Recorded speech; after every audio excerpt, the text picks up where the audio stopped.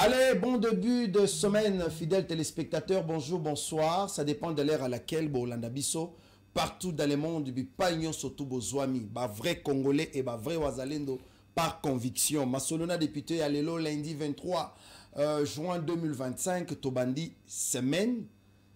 Botika ete nzamba zala d'abord na bino mais biso ba patriote toko solo la awa. Na rendez-vous le toko solo la nini bande konanga tozana nutongo na Kinshasa bola moka d'abord parce que Kinshasa peli moto bakino bala mokindenge nini. Gouverneur Bumba sali nini ekomelié pour kende ko visiter week-end dernier Zandu. Tango akoti na Zandu akuti nini. Moninga nani alambaki po aya ko kabola. Masolona député ba député provincial à Kinshasa pour ou contre Bumba, Bitumba et Bimi après visite à Zandu. Makamouni et Salemi, qui a provoqué qui? Masolona député Bande Konangai, nous en sommes où la situation, il y a voirie urbaine, la ville, il y a Kinshasa, la capitale, Maboulou partout, Kinshasa, to éviter to kende wapi. Kozwa Kinshasa, na ba province Misusu, il n'y a pas match neti Kolwezi, au Katanga, ainsi de suite. Même na ba zone où ils ont occupé, to éviter ce qui Kinshasa au sa la face. Masolona député Bande Konanga. Moïse Katumbi Chapo Azawapi pendant cette période. Aza Mobimbato, Azanda Mundambu, Moïse Katumbi. Après, passage à Kabila na Goma, Nani a Koti Dissoussou Goma. Masolona député Bande Konanga. Basango Bakutani enfin na président de la République Basololi Nini. Nini Mokonzamboka Sengi na Bango. Apesi bango loko la condition.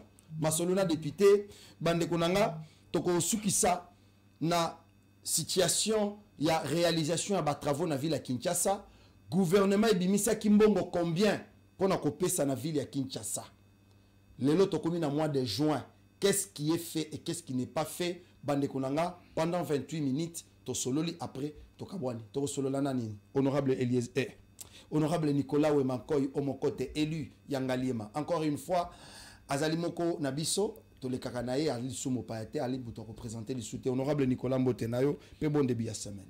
Merci beaucoup. Matondi Ndengo Yambinga Lissus, Matondi pe Koulouti Nangande Kwelezer, parce que Nazali, premier fils politique naïe. Premier fils politique? Oui, Naza premier fils, pe Nazali élève du maître, parce que jusqu'alors, Nazana nous disciple Ngamoko. Nazozela bafofana na bapapi kitenge na badimilum babotama na ba Jacques Kambai pour nazana nongamo na ba Sophie Kakudi. Alors honorable Nicolas Wemakoy, rapidement visite na bino na marché central et le kamusi ngai bino courage ango moninga lambaki abongisi bien asombi biloko nyonso abandi musala après bino boke ko sakapare wana récupération politique visite na bino na Zandu. Pobo ke neko tala musala oyo muninga salaki oyo bino bozalaki incapable tisikoyo bokoki ko sala ngote ou bien izalaka visite pona wala kisabakinoise na bakinois que Zandu est commis prêt ya kofonga. Merci beaucoup pour otuninga mutuna ya malam. Likambo ya Zando na yambaki ba mama moko na cabinet na ngai d'avocat parce que nazali pe avocat. Et ba mama oyo l'état benganaka ke bolongwa pour être tout ça la Zando ceux qui to sisi Zando après bokota ba yaki pa na ngai ba yebisi bi ngai te eza ba mama ba pika ba crise ba mama ba kufa ba mama oyo ba perda ba commerce na bango nyonso po na Zando ba monaki ete société o ba bengi Sogema azali kosenga bango garantie à $7,000 pour être bakota oui à chacun pour être azala na droit na mesa na sina yamba bango et tozaki na esengo gouverneur ayibisa biso ete tosangana ensemble na société wana Sogema tokende kotala na etani ni Zando ekomi pour te permettre bandeko na biso ya basi pe ya mibali baye bakozonga na Zando parce que Zando pe ezali pe moko ya bisika oyo ville akoki kokota mbongo pe permettre te to réaliser quand même moi ba œuvre ya malamu na kati ya ville ya Kinshasa to kendeki to monaki ete il y a quand même avancé oyo ya malamu pour na Zando olobi ete ndeko Ngobilanda tongaki biso toke kolia kaka botikala ta kokumisa ete toi tata félicitations par rapport ya ba courage azalaki nango pe l'amour ya ville ya Kinshasa tant que vous avez félicité, voilà, vous faites allusion à qui? On a député provincial à Kinshasa, na gouverneur Nabino, jusque-là, aucun message de remerciement. Mais tout le monde a dit que bolati ba veste quand même koti. Et c'est un mingi bobengi ba cameraman, tout le monde gouverneur Bumba, na vient nga idi yeli nege ba sepeli bazana lolendo, ya kotala nenge moninga lambaki. Mais bino moko déjà mbongo esi bimaki ebele, tisika on a moni ko honorable Robin a déposé question orale avec débat pour gouverneur a expliqué nini asali en réalité na ville à Kinshasa. Pour Namakambo Zando, je ne peux pas quitter ici sans féliciter sénateur Jatiningo Belambaka pour na eloko ya atiki Zando. Donc on peut les gens de politique. Je ne peux pas je ne peux pas entrer dans ce débat là, il y a des légendes, mais néanmoins tokoki koboya ye tokoki koboya makambo mususu oyo ya sala, mais soki Zando ezali toyebi ke il y avait un gouverneur sous son actif oyo asalaki boye au moins atiki Zando, mais ngai nayebi ete dossier à Zando etambolaki peza malamu te, contrat na société Sogema ils a peza malamu te, mais le plus important ce n'est pas le moment de l'évaluation.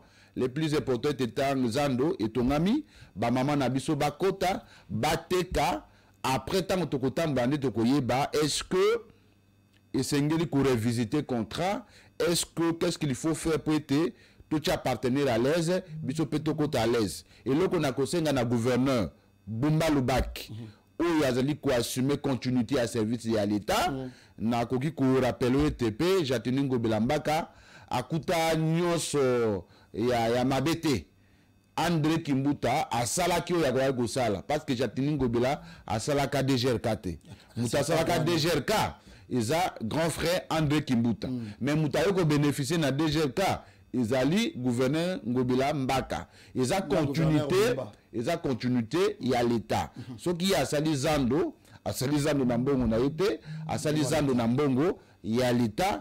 Et donc, ils allaient bongo nde ata ndeko bumbata ngaye awa posa na ngaye ezali ete atikape œuvre ata na matikibala asala Zando moko lokola oyo esalami awa soki asala yango na matikibala bato nyonso ya ngambo wana bakoyeba lisusu te koya boye asali Zando mususu ata na marché de la liberté mususu ya banzela kuta kokina nute bo tinde lisusu akende ba wenze papa. Et donc tango bakokotsa bato ya Zando na kosenga ye akanisa nanu banani bazaki na Zando ava babuka.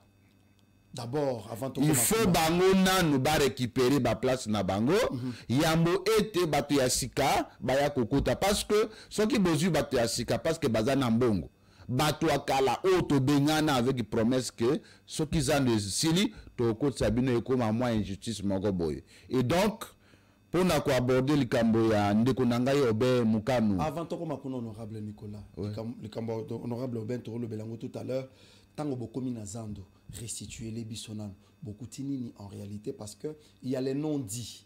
Et j'en ai biloko babato balobi kaka ko sepela beaucoup plus sur ba réalisation, sur Obamoni, mais les non dits, yo en tant que défenseur il y a peuple, nini omoni, nini oko senga na ba usager. Dans le prochain jour, il y a Zando, Basala, peut s'attendre à nini parce que tant qu'on commis en tant que politique, moi Namboka, il faut que nous ayons de particulier au monde. Eloko namoni nanzela ya Zando ezaki nzela ya Zando ezamabe.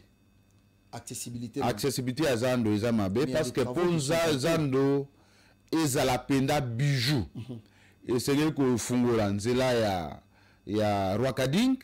Ouais. Il faut qu'aussi ça nzela ya Kasai, il faut qu'aussi ça Loa, il faut qu'aussi ça Kabamba, il faut qu'aussi ça nzela ya Bokassa, il faut qu'aussi ça nzela ya Lac Moiroana, il faut nzela nyonso ya environnement ya Zando nyonso ezo mener il vers le grand marché là na sortie. Oui, na avenue au bureau nangai yo tokomi mwa pezalaka.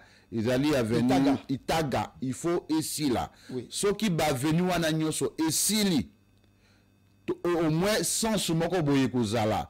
Mais na kata Zando, motongizanda ibisi biso ete, kino sika awa, nanu basali faux septique te nanu basali faux septique te donc ba toilette moyen fonctionner exacté parce que faux septique ezali te soki nyonso wana esalami esengeli kofungula nzela oyo ezobima na bizo nde penza entrée principale ya zando yango wana mais moi mikakatano eza na kati ya nzela wana il faut kofungula nzela wana en plus de ça eloko tokosenga esengeli ba service sérieux basalisaka entretien ya zando soki entretien ezali te lieu ya kodepozaka basalite ezali te zando ekozala ya kopola et donc eloko tongami eza malamu mais soki tobateli yango te nous avons nous congolais problème d'entretien soki toentreteni zando ekokotisa mbongo pe ekozala mwa bijou moko boye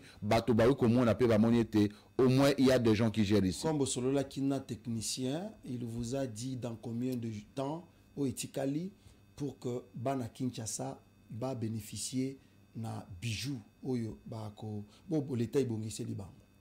Est-il que pour lui il faut qu'on lui donne encore 3 mois. Ata sengi 3 mois et ça 3 mois gratuité. Azo senga baba qui serait les choses moins mbongo.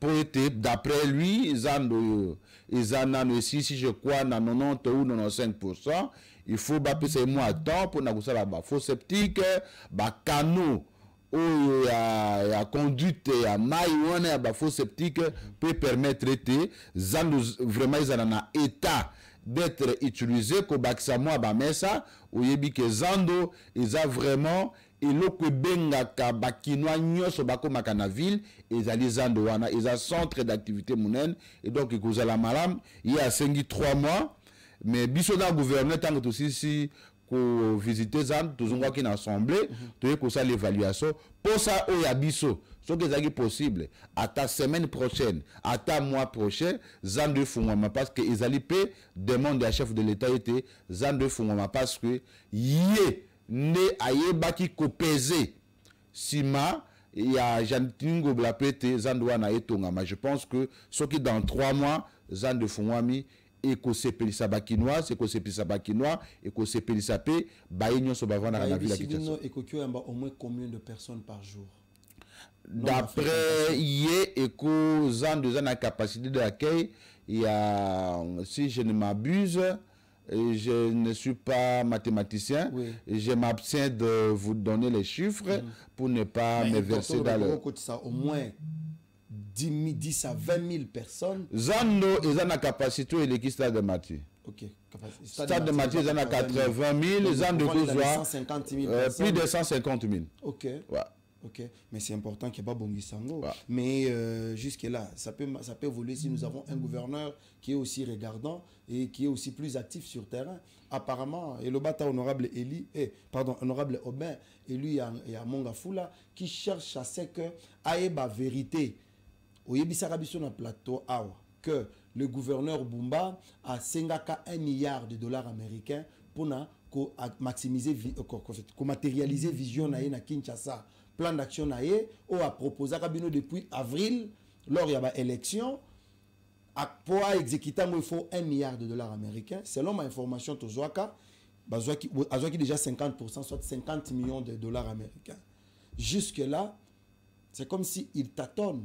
Tokomi na mois de juin, bientôt tozokende juillet, kalaté tokokota décembre, vous serez obligé à bander la même exercice, il y a budget mais nali sunini bozomone la évolution à travaux na ville à Kinshasa na Italie assainissement, éclairage public, voirie urbaine, sécurité, ainsi de suite. La ville est apparemment abandonnée, honorable Nicolas. Personnellement, comme élu, tous les jours. Tu es Nazali Bosso télévision.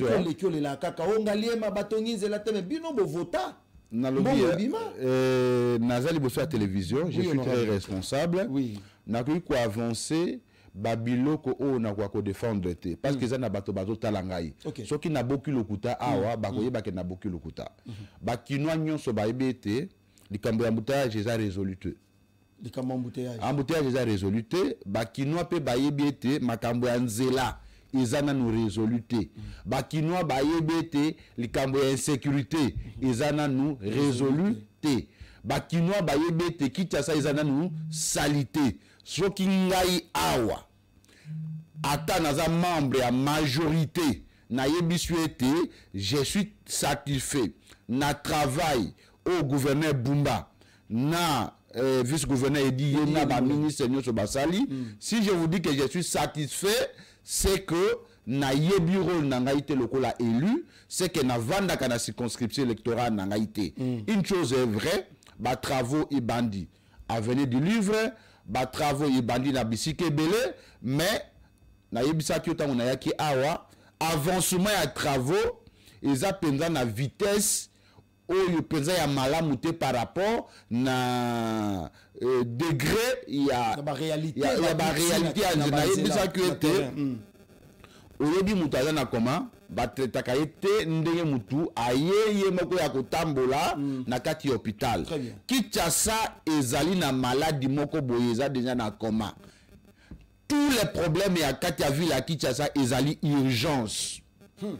Otali bisika ba policier ya biso basala ka musala na ba souciate ezali vraiment regrettable et sengeli andoya gouvernement national gouverneur ya ville ya Kinshasa yebisaki biso ete akotongela ba policier o ya biso ba souciate na ba poisson nyonso ako accompagner bango budget de la cour d'exécution tango akoya tokotuna ye nini yo sala par rapport na oyo yo prometa. C'est à partir de là que les députés sont réellement au babengaka autorité budgétaire. Mais qu'en est-il na contrôle parlementaire honorable? Le budget est en cours d'exécution. Oui. Vous payez déjà bongo. Mais vous avez une mission à légiférer, n'a que ça la contrôle parlementaire. Contrôle parlementaire. Vous avez la télévision, vous avez là. Mi bali bango bazo beta ibiloko. Ah honorable Aubin.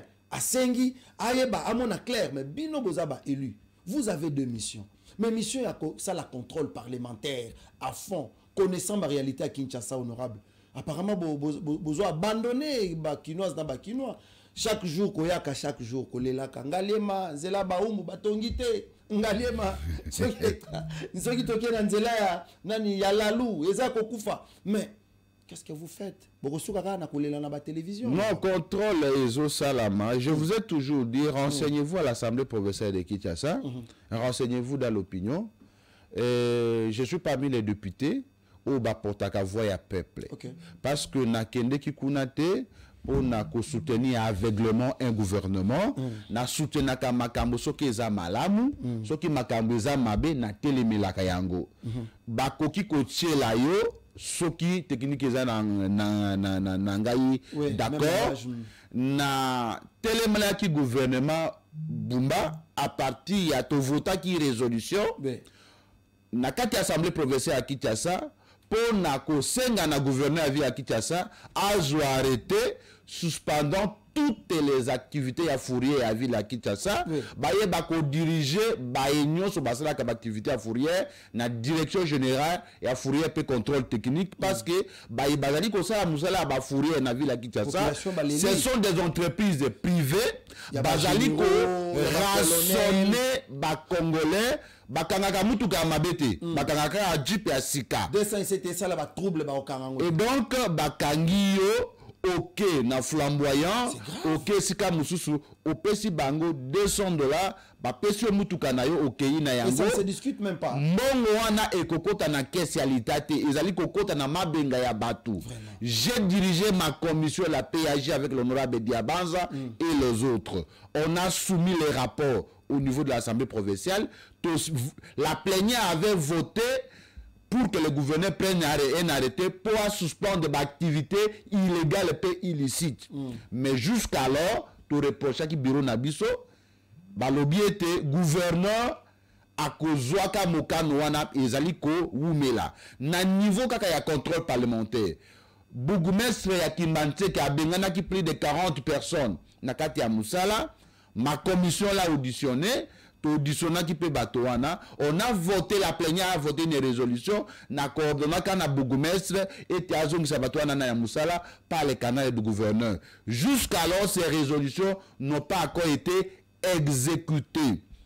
Na yeba ki na kokot sa question écrite contre le ministre de la Santé par rapport na ba morgue au ekota qui partout na ba weze ba morgue ezali pour aider à réfléchir sur la politique à protéger population sur ba épidémie ko botama par rapport na ba morgue ndenge salami ndeko Obé que je salue, que je félicite, vient d'introduire une question orale avec le débat pour atuna gouverneur au biso to tchana musala boni tozana mois de juin le baki était topé sayo makoki au sala topé sur makoki au sala était budget na les plus ou moins $1 milliard tozana katikati ya mois ya année oyo bisabiso et ya nasuka après ya première phase oui bilan à mi-parcours olobaki okosala boye oyebisa biso nini osali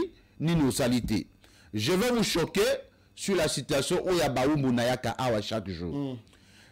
Tant on a fait une investigation, je suis tombé sur une société au Babengi Milinvest. Société oh yaba turc et yaba turc. Oh bando sala ki Milinvest est signé un contrat avec notre frère Thierry Kabouya. Oh ya le ministre ya intérieur provincial. C'est lui wana Thierry Kabouya azalaki ministre de l'infrastructure provinciale. Ba signé un contrat pour na réhabiliter l'avenue Baumbu pour ebima na Sangamamba na Ngolomingo pour eyeba kobima directement na avenue Nzolana pour permettre et embouteillage et bakosila na route Matadi. Nicolas Kazadi, ancien ministre de la Finance, a financé qui déjà ba travaux wana pour Tenzila wana et Salama. J'étais même surpris que avenue wana Ndeko Bumba a ignaki yango tuna budget ya année oyo. Parce qu'ils ont perdu de vue. Bon et Kendeki déjà kuna jusqu'alors cette société est en train seulement de remblayer Mabele, Milinvest. Apparemment, rien ne s'est fait là-bas. Vous allez remblayer Kaka Mabele. Oh non, là-bas, il y a beaucoup d'érosion. Vous avez pris l'argent de l'État. Vous avez dit que vous êtes capable à côté à Macadam, mais jusqu'alors, à 1 mètre à Macadam et quotité, Yango n'a allé interpeller Awa, Société Milinvest. Nous avons interpellé le ministre de l'infrastructure, des travaux publics et la ville à Kinshasa, Ndeko allait attirer attention à la société, va trouver compromis, qu'on se voie, qu'on se parle, mon colonie, bakobanda kochi à Makadame, Nanzela wana. Ce qui gouverneur azana est irregardante, ministre allait aya est irregardante, société wana ce qui baboyi, kosala musala nambongo oyo babimisa, moi. À ma qualité, il y a élu, il y a Ngaliema, élu à ville à Kinshasa, en doit être député, je suis avocat, je vais me porter garant, n'a que porter plainte, n'a parquet pour être, parquet enquêté, parce que pour construire une route, il y a une durée.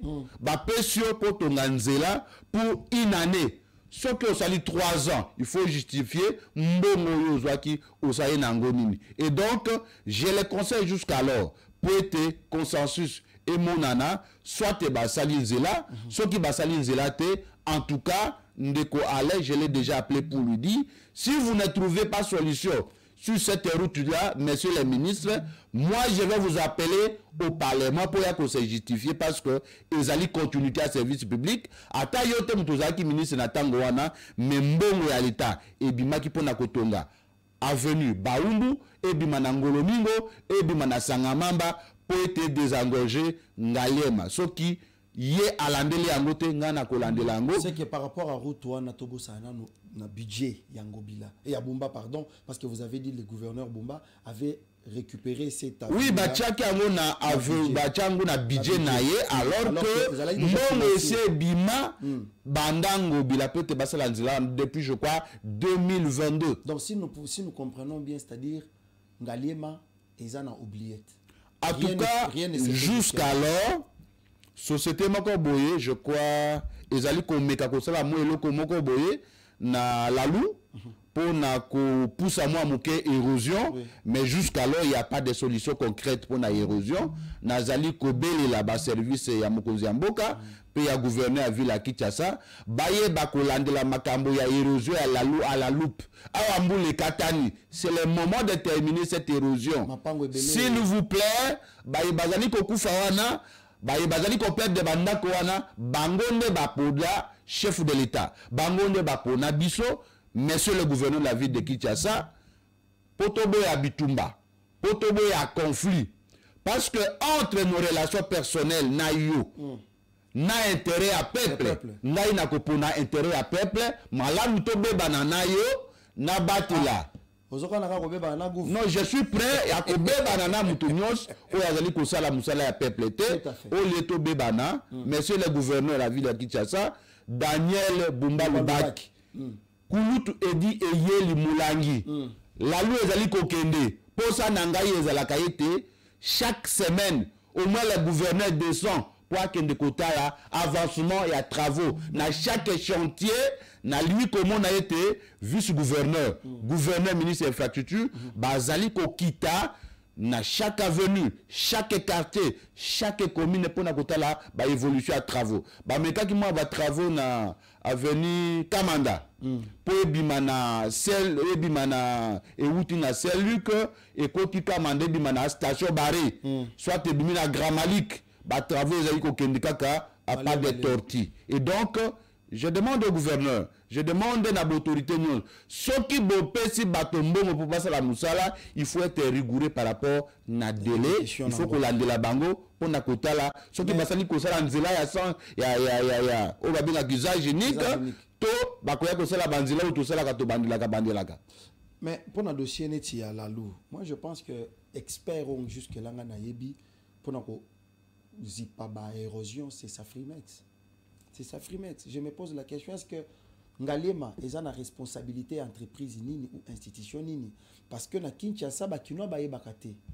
Banzela, je vois les gens s'attaquer. Naboya rotanga ke naza communicateur à Beseko. Nazomo na batu baza distrait et pense que c'est le Beseko qui s'occupe de tout. Non.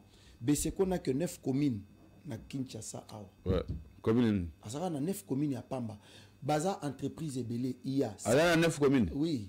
Ngalé Mizanakati. Non, je ne pense pas que Ngalé Mizanakati parce que na Kinshasa tozana. Tozana OVD, oui. Tozana ACGT, Agence congolaise des grands travaux, Tozana Office des routes, Tozana Beseko.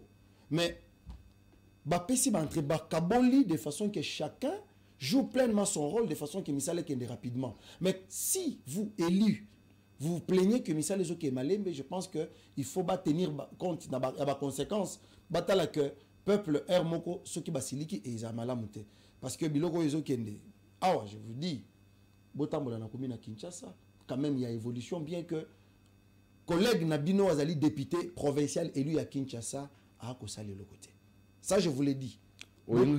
Tout n'a nos collègues Nabino, député Israël, ceux qui a tamboule la kawapi na commune ya Kinshasa to mona kaeti olinga salani bana commune mais ozo sala nini pona Ngalema yo wana ozo lelo ko kanyi université soki université ko kanyi bango mais qu'est-ce que lui fait na commune ya Kinshasa parce que il y a un ça ne va pas honorable Nicolas ce que commune na Kabinda wana ba osala ba caniveau mais ce que tali mai niveau etoni na balabala ko supporter te ce que kei na jardin botanique na otai ko soumettre na habiter ce que beaucoup taki kuna tant bo visiter zando bo visiter zando beaucoup taki na jardin botanique ce que koti kuna et comment lieu ya prière on ne sait pas qui fait quoi na ville à Kinshasa gestionnaire et loko wana ngana sengi en tant que élu ya bana Kinshasa mais otindaki biso na ba députés nationaux na tuni de ko Eliezer le bitu na ba députés provinciaux na tuni ba députés provinciaux besoin de na ba députés nationaux mais toyebite qui va faire quoi on est allé problème té.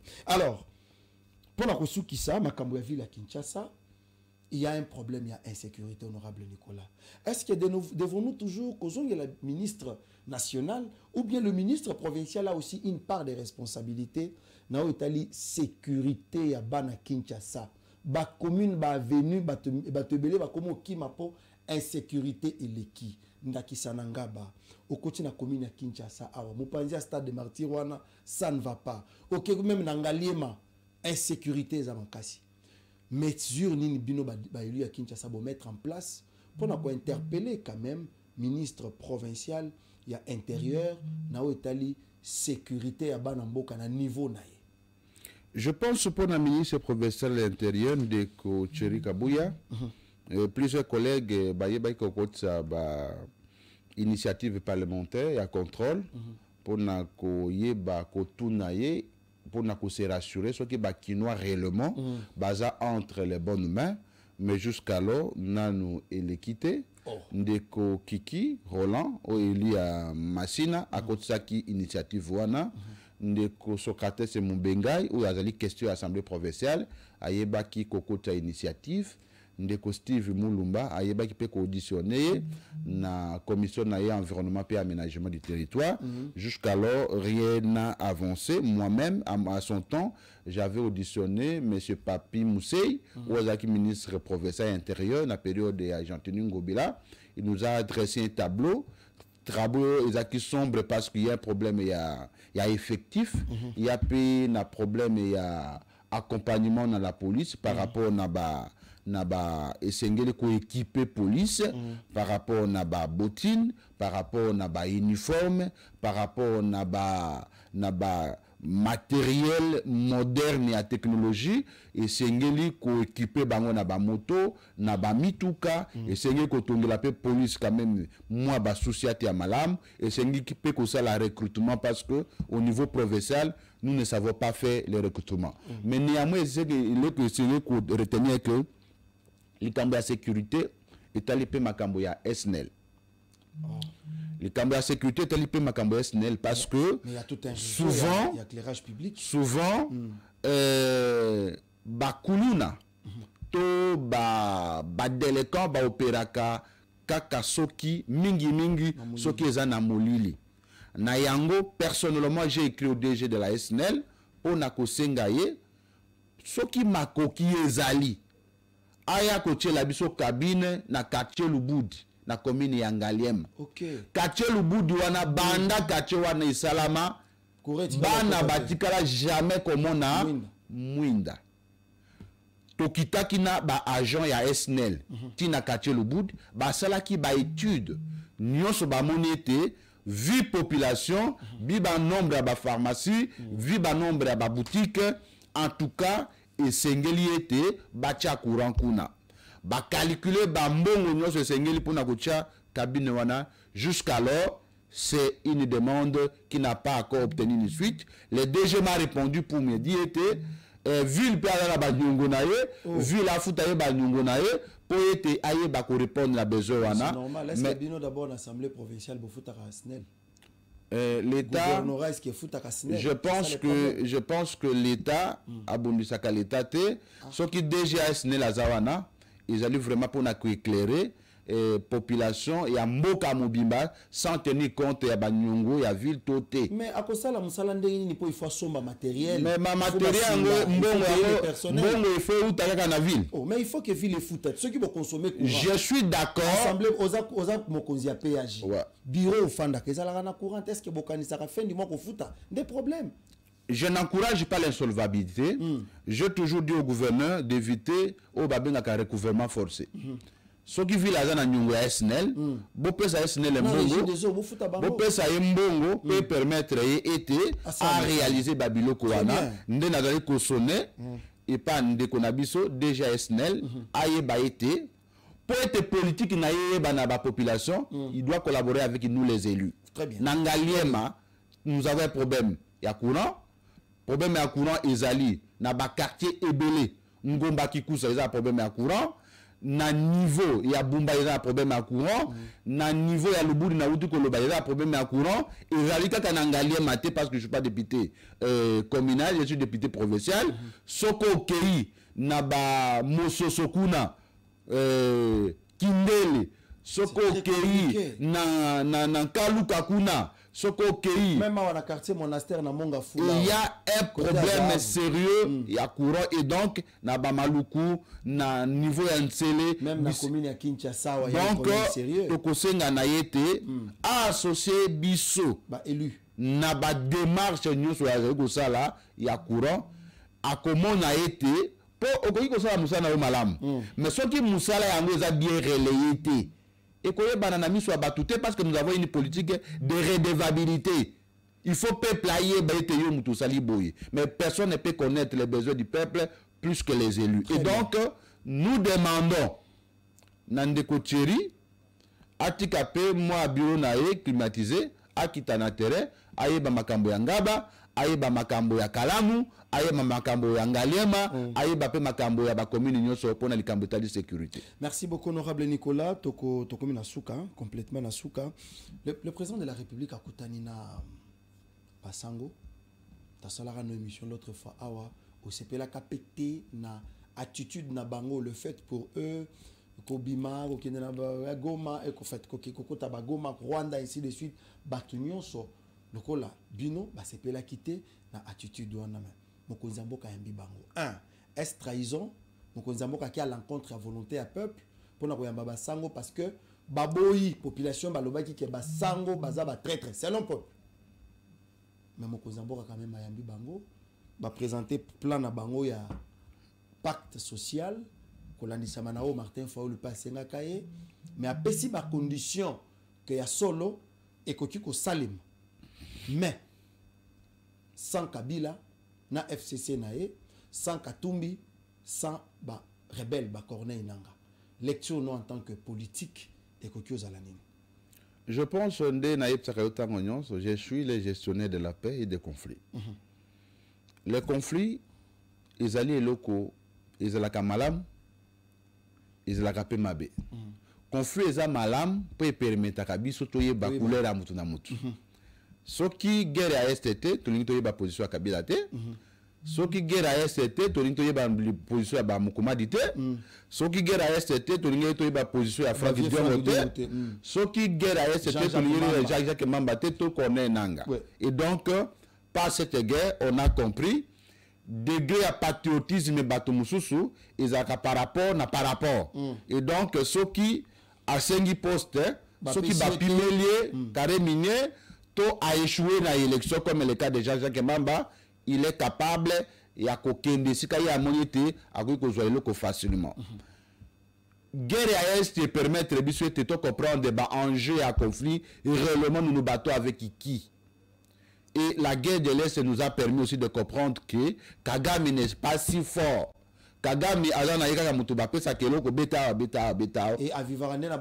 a compris que c'était un commissionnaire qui fait fonctionner son pays à travers la guerre, à travers le vol de richesses de notre pays. Et donc, chef de l'État, Nakati, il y a analyse à conflit, il y a ce qu'on appelle les acteurs primaires, secondaires, tertiaires. Acteurs primaires, ils ont bateau bazo bunda ba monani. Acteurs secondaires, ils ont bateau ba batami loko la bakagame, loko la baigno so batinda ka ba musolo me ba monana kati. Ba acteurs tertiaires, ils ont ba négociateurs, ba zali kolinga, ba médiateurs, o balingi batia bato ensemble peut-être kimia ekota. Soki ba sango, ba moni ete, ba zali na eyano. Pona kimia na este, le chef de l'État ne peut pas préjuger à partir à musika été, le kola moko ya ba congolais balobi été, ba sango baza batomabe, le chef de l'État doit donner l'oreille à tout le monde. Il est le président et des saints, il est aussi le président des démons ou du diable. Et donc il doit recevoir tout le monde, il les a écoutés. Malheureusement, il y a des figures emblématiques où on a monité. Namoni Monseigneur Ambongote, Namoni Ndeko Mouté Bate, Namoni Nakati délégation. Qu'est-ce qui s'est passé? Nous ne savons pas pourquoi ce triage. Mais ce que nous reconnaissons est que Balobi était chef de l'État était réceptif. Na kati ya makanisi oya bango batiki les documents pour étudier na cabinet na ye batie un cadre de consultation pour analyser le lenge kani est-ce que idée à basango ils are réaliste to ezali endormissement. Donnons le temps au temps. Nous sommes pas qu'avec les évêques, nous sommes à Luanda, nous sommes à Addis Abeba, nous sommes à Doha, nous sommes aux États-Unis d'Amérique. Nous donnons la chance à tous les Congolais et à tous les acteurs au Baliba Pesa Bande Konabiso à Esther, Kimia. Mais néanmoins, nous restons vigilants, nous restons Prudent parce que il y a ce qu'on appelle la face cachée. Moutako il y a un discours oyo. Vous avez suivi la déclaration il y a Nani Ndeko ya Kima oyo conseiller à Kabila. Azali Kolobayete soki chef Wandimi ayokeli basango bokomona Kabila sera sur la table de négociation. Ce qui m'a toujours éclairé que pourquoi Kabila doit être ensemble dans la négociation et à basango. Lui, Kabila qui disait que le problème. Bah, aspiration à M23 et la même aspiration il y a peuple, c'est que nous disons que Eza Makambo il y a le Kouta. Et donc, je demande aux évêques d'être prudents, se mettre ensemble avec Kabila, se mettre ensemble avec Yeba Boma, Congolais, c'est pas vraiment trop aisé, na posture na bango ya pasteur. Et donc, nous demandons au chef de l'État qui est le père de tout le monde, des mauvais et des bons, comme Ayamba Kibango, félicitations, a analysé le document Batikela qui est. Moi, le chef de l'État, je n'ai pas écouté. Cabinet n'a Kolobayete, a l'objet a exclu Kabila, a l'objet exclu Ritel. Je pense que tous là, donnons le temps au temps. Ceux qui chef à Moniete Kabila, il faut Zonga. Ceux qui chef à Moniete Katumbi, il faut Zonga. Ceux qui chef à Moniete, et Seigneur Salamaboye, Tokota là, mais nous donnons la chance. Na nyonso ekoleka pete bimsakimia parce que awa ngana tozali ko sala émission c'est parce que mindu que zali ko beta libana te. Mais regarde les sorts de nos frères qui sont à l'est. Ils sont tués chaque jour, ils sont torturés, ils sont violés et donc bah initiative nyonso ya kimia, moi je suis favorable mais tout en ajoutant un degré et à moi vigilance pas mbaté soki Tomi pesi sans observation, sans discernement, tukoya okoya na maboko ya baninga en disant que baye koluka kimanjoka, baye koyeba position na biso. Ozali avocat, Tosilisa par là, je voulais poser une petite question de ce que vous avez retenu la passage à Constant Moutamba comme ministre. Parce que bien que Makamweza moi mingi, mais qu'est-ce que vous avez retenu? Parce que tous les années belé, il y a des Congolais qui disent que le chef de l'État refusait bien qu'il ne les ait à Yanolaki, mais tous ont payé Makamweza en tant qu'avocat. Il n'y a que le président de la République a beau acte, il y a démission à ministre. Mais avant d'y arriver, qu'est-ce que vous avez retenu au moins? Na moi Tamouké a sali, na Moussala a sali les républiques. Merci beaucoup. Je salue les Mineta, Constant Moutamba et Sikawa Piye Azali. Est-ce que ça a un Mineta ou bien honoraire déjà? Honoraire est un concept. Ah, ok. Ata ya kala, ata ya sika, en tout cas na kombo na ye na mikanda mususu ya signa et comment Mineta. Passage na ye na ministère de la justice et loko na koki kokanga, c'était révolutionnaire. Révolutionnaire dans quel sens? A kuti système moko boye et vanda mais a mekaki kotalisa mokili mobimba ete le ministère de la justice a koki kozala développer le kola ba ministère mususu koki koyoka na le kola ba ministère mususu. Moutamba aza modèle ya ba jeune par rapport na courage. Okay. Moutamba aza quand même moko ya bilenge au bazu ba initiative ya ko mema ministère de la justice ya ko rénover quelques prisons.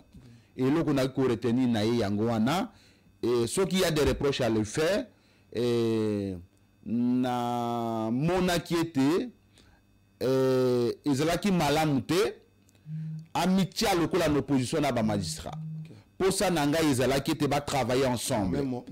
Parce que c'est lui qui élabore la politique nationale de la justice. C'est lui qui élabore cette politique-là, qui soumet ça au niveau et à conseil des ministres.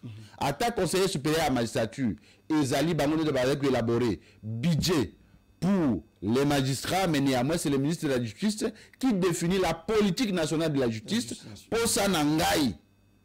Et c'est là qui va travailler ensemble. Travailler ensemble signifie quoi? Koye ba condition. Il y a travail à ba magistrat, ba vanda kawapi, baliaka nini, bakiti na bango zaka nini, comment la justice ou l'appareil judiciaire fonctionne.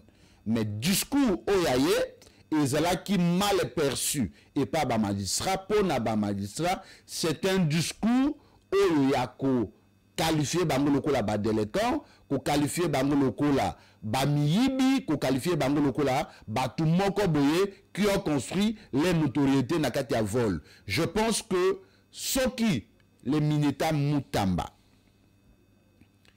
akoka qui ko travailler ensemble na ba magistrat, je pouvais vous dire qu'il allait être le meilleur ministre de la justice que la RDC n'a jamais connu, parce que na mwango na mukeye à Sali, son nom est resté dans les têtes des Quinois. Et là, le ministre Ebele Bati Baleka, ça une année, 2 ans, 3 ans, ça mandat plein. Yokana ata mukolo mokote. Et je pense que notre frère, les militaires, devraient mettre cette énergie dans la collaboration avec les magistrats. Et les magistrats, autres aux magistrats, devraient peut-être prendre l'initiative. Et à comment on a bango, le kinabango, kotali ça été, ndeko, talabiso makanisa nabiso zaboyi. Corruption, c'est quelque chose que tout le monde ne peut pas aimer. Injustice, mutumoko ta kulinga injustice. T'as la poto tambola, ba magistrat jusqu'à là il y a des magistrats qui sont piétons. Magistrat quand ici mutoboloko, mais azana mutukate. Magistrat a condamné Moutouna 20 ans, mais aza locataire peut-être nandako ya tata mwasi ya Moutou a condamné 20 ans. Magistrat azali komata 207 peut-être azonga ndako. Magistrat so baka papier ye moko. Magistrat so baka mandat d'amener. Magistrat so baka convocation. Magistrat so baka kiti. Magistrat a so baka papier duplicateur. Magistrat va remettre à coordonnance. Et donc, va travailler ensemble sur les conditions du travail des magistrats, sur ce que lui veut comme réforme. S'ils se mettent ensemble, ça les fait de ces ministères un grand ministère. Mais les États généraux, moi à sa place, les États généraux, non, les États généraux, Olanda qui a monné les gars qui non, les gars qui vivent maintenant. Comment il est beaucoup plus polémique. Dans le bien et les gars qui ont la vita et donc l'État ne pouvait pas se gérer à la télévision. Très bien. Bango baza ba haut responsable. Au monaki ministre abake bango eloko. Bango bake na parlement. Babwa kele pe eloko pa Kulutundomba ou Azali, premier président à Cour de cassation, où il a qualifié discours, il y a Mineta Mutamba de populiste. Et donc, moi je pense que état des choses, et c'est lui qui discours, mon il y a unité, bango, bah, dirigeant, bah, c'est livré un spectacle, mais bah, se mettre ensemble pour bah, travailler. Moi, à sa place, j'allais travailler avec tous les procureurs généraux, j'allais travailler avec tous les procureurs de la République, près les tribunaux de grande instance, avec tous les procureurs, chefs de parquet, il y a tribunal de paix, travailler na ba OPJ pour bangope bazali ko contribuer à l'administration à la justice, parce que justice est bandit dans la magistraté, justice est bandit, instruction préjudicielle est bandit dans la police, et que na parquet tie beaucoup na tribunal, ko travailler na ba prison. Il y a des prisons qui n'ont pas de porte.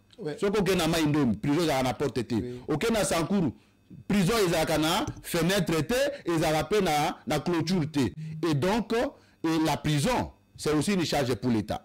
Si l'État n'a pas de moyens, l'État ne peut pas commencer à beaucoup arrêter. Et donc si vous voyez ici à Kinshasa, il y a trop de magistrats, c'est parce que ba condition pour travail na province ezalité. On a outil Kolwezi. Na kanisa qui est parquet à Kolwezi. Ezali comme un parquet céleste, ndoka parquet à Kolwezi, ezandeli moko na parquet à Matete, ezandeli moko na parquet à Njili, na ndege moko na parquet à Kalam, ya Gombeleki ya Kolwezi, na Kitoko. Et donc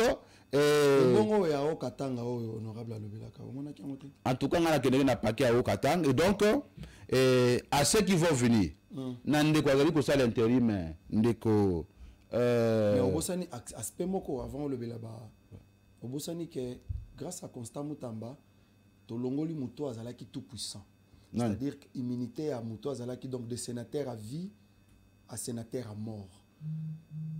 Balongoli ba picoli. Je ne saurais pas sur ce plateau qu'aussi ça ba bien fait. Il y a un déconabiso Constant Mutamba. Il a initié quand même, mais c'est pas lui. Il a donné l'injonction pour qu'une instruction soit ouverte contre Corneille Nangaa. Il a donné une injonction pour que Kabila soit poursuivi. Il a fait, il a permis à un sénateur d'obtenir sa parcelle. Je crois, Pango Kassanji. Il y a l'autre aussi. Il était au niveau presque au bureau d'âge. Je connais bien son nom, mais ça m'a échappé. Et donc, il a fait de bonnes choses, mais lorsqu'on gère, je pense que erreur aux angakate, les erreurs pardonnables, malheureusement, erreur à commettre, on ne lui a pas donné la chance de lui pardonner. Il n'a pas reçu le pardon. Par rapport à la démission, la démission est un acte volontaire. Oui. Le chef de l'État n'est pas obligé d'accepter une démission. Est-ce que la démission s'accepte? Je dis non. La démission, c'est un acte volontaire. Si je refuse de travailler à Tokomi Wapi, je ne vais pas dépendre, il y a consentement de Kweleze. Si Moutamba, même à partir de sa nomination, il pouvait dire au chef de l'État, je ne travaille pas. Le chef de l'État ne peut pas les contraindre à travailler. Et donc, l'engagement, ce n'est pas consentement. Le départ, à niveau de démission, il y a consentement à lobby à démissionner pour respecter Mibé Kondenge lobby et ceux qui va mettre en accusation. Il faut démissionner. Il a démissionné et le faux bruit qui circule comme quoi le chef de l'État n'a pas accepté sa démission. Je pense que le chef d'État agit par ordonnance. Pour autant qu'il n'y a pas une ordonnance qui renomme Moutamba comme ministre, cette démission tient. Merci beaucoup, honorable Nicolas Wemakoy, au mon côté. Tu es aussi d'ici, mais sinon je voulais féliciter un homme, l'apôtre Barnabé Mwakadi, qui est le directeur général de la DGI, de la Direction générale des impôts, nommé comme président du cercle de réflexion d'échange des dirigeants des administrations fiscales lors de la 38e conférence annuelle tenue à Kinshasa. Barnabé Mwakadi, par rapport à excellence, donc le modèle d'excellence, P. Moussala Sali, na administration fiscale Yambo Cannabis, pour la première fois, la République démocratique du Congo va gérer cette structure. Il y a CREDAF, et je pense que c'est une fierté pour Nabiso Congolais, parce que ça n'a jamais existé avant. Ça fait partie, il y a excellence, il y a Félix Tshisekedi, surtout encadrement nae, nao etali casting, il y a Batu Oyo, à Pony, pour na kotia bango na ba institution étatique, de façon que ba sala musala. Vous avez un mot à dire à propos? Je félicite le pasteur et le DG à la fois, parce qu'il est à la fois passé et le DG, pour la Moussala Assali, pour la fiscalité. Est-il que je ne l'ai jamais rencontré personnellement, est-il que mobilisation à recette, depuis Azalaki, je crois, Nicolas Kazadi, qui Azali Loyona de Kodoudou Fouamba, est-il que ça marche, assignation budgétaire, Azali ko réaliser ango ko lekana no oyekanamaki, Nazali ko féliciter ango ndenge asali performance jusqu'à l'international, Azali congolais, et c'est ngeli ko féliciter soka sali musala malam, soka sali pe musala mabe, oyebi kenga na tele mlaka makambo mabe, et loko naki ko senga ye ezali ete ya ko sunga pe biso awa na ville ya Kinshasa, na niveau ya mobilisation à recette. Ça quand même moi échange et expérience na ba mobilisateur à recette na niveau de la Kinshasa peut-être nous avons une potentialité na impôt foncier, nous avons une potentialité na vignette et impôt sur les véhicules, nous avons une potentialité sur plusieurs cas. Il y a impôt par exemple sur les revenus locatifs, nous avons impôt sur la rémunération au Babengi hyper, et donc tout un potentiel. Kinshasa et l'équipe Luala Banambongo. Kinshasa et l'équipe au Katanga Nambongo. Je dis ma potentialité. Parce que les premiers capitales, je dis les premiers, même minéraux. Yo so mona watu bazulamba minéraux. Ata minéraux ezali awa. Soko yebi kozala la note. Yo so mona mutalamba minéraux pe allié. Et donc, c'est l'intelligence qui peut rendre possible au ezalaki matière première et comment une matière utilisable. Et donc, ce qui a quitté dans le niveau de la ville à Kinshasa, aïe kosunga quand même biso, va travailler ensemble parce que il peut tout faire même à l'international. Ce qui Kinshasa c'est quand on vend des ngengité, c'est qu'il peut vendre à la foule. Très bien. Voilà. Merci beaucoup, honorable Nicolas Ouemanko. Et ça, c'est la demande du député provincial de Kinshasa qui plaide à ce que Kinshasa, ils ont posé expertise. Il y a directeur général, il y a DGI, DDG Barnabé Mouakadi, parce qu'il faut revoir un peu sur comment on peut générer le frais. Organisation, organe, ou bien institution, où il génère la recette dans Kinshasa. Et c'est l'intelligence, soit orientation pour que Kinshasa ait bénéficié en totalité na biloko nyonso ezali na kati.